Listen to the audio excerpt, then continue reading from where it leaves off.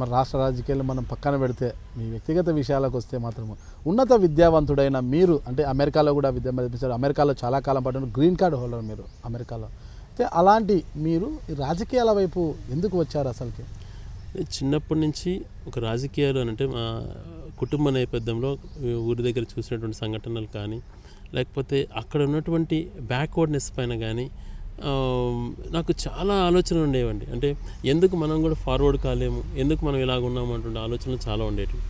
తర్వాత అనుకోని సంఘటనతో అమెరికాకు పోవాల్సి వచ్చినప్పుడు అమెరికాకు పోయిన తర్వాత కూడా ఎప్పుడు నా ఆలోచన ఇటువైపే ఉండేది. ఇంత టెక్నాలజీ ఇంత కరప్షన్ లేకుండా ఇక్కడ గ్రామీణ ప్రాంతాలు కూడా ఇంత నీట్గా ఉన్నాయి, ఇదే ఎందుకు మనం ఇంప్లిమెంట్ చేయలేము అటువంటిది చాలా ఉండేది.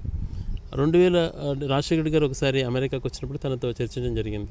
నువ్వు అక్కడికి వస్తే చాలా ఇబ్బందులు పడతావు, అక్కడ పాలిటిక్స్ అంతా డిఫరెంట్గా ఉన్నాయి, హ్యాపీగా ఉంది నీ లైఫ్ ఇక్కడ అంటే, లేదన్నా నాకు ప్యాషన్ ఉంది అని అన్నప్పుడు నవ్వి ఊరుకోవడం కూడా జరిగింది.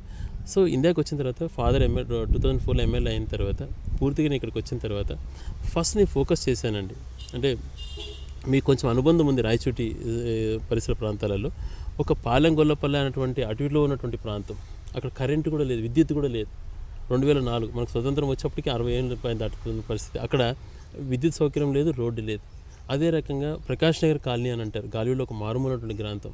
అదే రకంగా చక్రాయపేట మండలంలో గొంది అని అంటారు. ఇటువంటి ప్రాంతాలు అసలు ఊహించిన ప్రాంతం, విద్యుత్ కాదు కదా, లింక్ రోడ్స్ కూడా లేవు. ఇవన్నీ ఎన్ని రెస్కో అనేటువంటిది ఉన్నింది రాయచోట్లో, అంటే ఎలక్ట్రిసిటీ రెస్కో. సో ఇక్కడ ఒక పోల్ కావాలన్నా, ఒక ట్రాన్స్ఫర్ కావాలన్నా రాజకీయ నాయకుడు సిఫార్సు ఉండాలా, లేకపోతే దౌర్జన్యం చేసి తీసుకుపోవాలి. ప్రజలకు ఎక్కడ అవసరం ఉంటుందో అక్కడ ఇచ్చే పరిస్థితి కాదు. ఒక రైతు మోటార్ ఆడించుకోవాలని అంటే ఎద్దుల బండి పైన ట్రాన్స్ఫర్ పెట్టుకొని అక్కడ మోటార్ ఆడించుకొని అదే ట్రాన్స్ఫర్ ఎద్దుల బండి పైన తీసుకెళ్ళి ఇంకో చోటుకి మార్చుకొని పెట్టుకునే పరిస్థితి ఉండేది.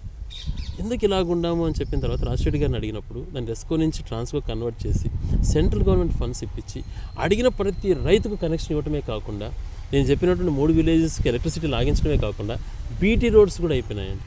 తర్వాత దాదాపుగా 108 హ్యాబిటేషన్స్లో విద్యుత్ లేనటువంటి పరిస్థితి ఉంది లక్కిడిపల్లి నియోజకవర్గం, అప్పుడు రాయచోటి కాదు లక్కిడిపల్లి నియోజకవర్గం. ఆ విలేజెస్ కన్నిటికీ కరెంట్ ఇచ్చి 90% మీరు ఏ రోజు ఊహించుకొని ఉంటారు. గాలివీడు మండలాల్లో చీమలచెరువుపల్లె అని, గరుగుపల్లె అని, చాలా ఇంటీరియర్ ప్రాంతాలు. ఒక ఊరికి వెళ్ళాలంటే మెయిన్ రోడ్ నుంచి దాదాపుగా 1.5 గంట 2 గంటలు పట్టేది, 5-6 కిలోమీటర్లు. అటువంటిది మొత్తం బీటీ రోడ్స్ అయిప్ చేయించడం. ఏదైనా సార్ రాజశేఖర్ గారి దగ్గరికి వెళ్ళి సార్ పలాంటి అంశం చేస్తే ప్రజలకు ఉపయోగపడుతుందంటే ఆయన వెంటనే శాంక్షన్ చేయడం, అలా చేసుకుంటూ వచ్చామండి.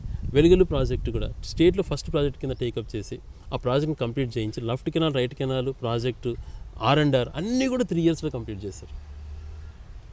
అంటే ఈ రకంగా చేసుకుంటూ రావాలంటే ఉద్దేశంతో ఆ 5 ఇయర్స్ ఆ ప్యాషన్తో పనిచేశానండి. అనుకోని పరిస్థితుల్లో డీలిమిటేషన్ జరిగింది. డీలిమిటేషన్ జరిగిన తర్వాత అక్కడ కూడా చాలామంది నాయకులు ఉన్నారు. నా ఉద్దేశంలో నానుకున్న మంచి పేరు నేను అదే కంటిన్యూ చేద్దామని అనుకున్నాను. కానీ నా పేరు ప్రపోజ్ చేశాడు రాజశేఖర్ గారి దగ్గర. ఆ విషయం నాకు కూడా తెలియదు.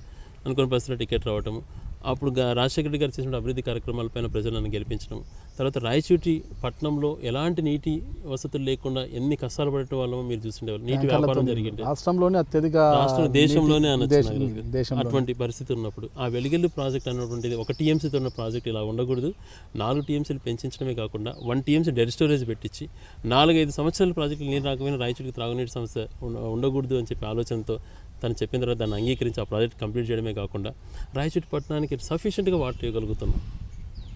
ఇవి చేయడానికి ప్రయత్నం చేశాం. నాకున్నటువంటి స్పాన్ 2009 నుంచి 2010 వరకే.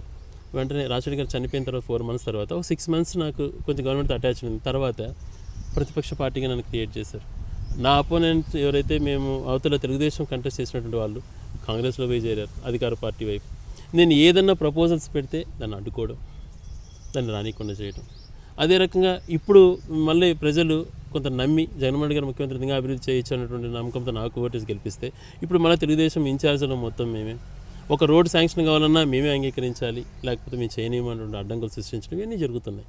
కానీ నియోజకవర్గాన్ని ఏదైతే నేను కలలు కంటున్నానో చేసుకోవాలన్నటువంటిది పట్టుదల మాత్రం ఏమాత్రం తగ్గించుకోను నాగరాజు గారు. Hi, this is Rayachoti MLA Gadikota Srikanth Reddy. Please watch my exclusive interview with Nagaraj Garu on iDream Media. Thank you.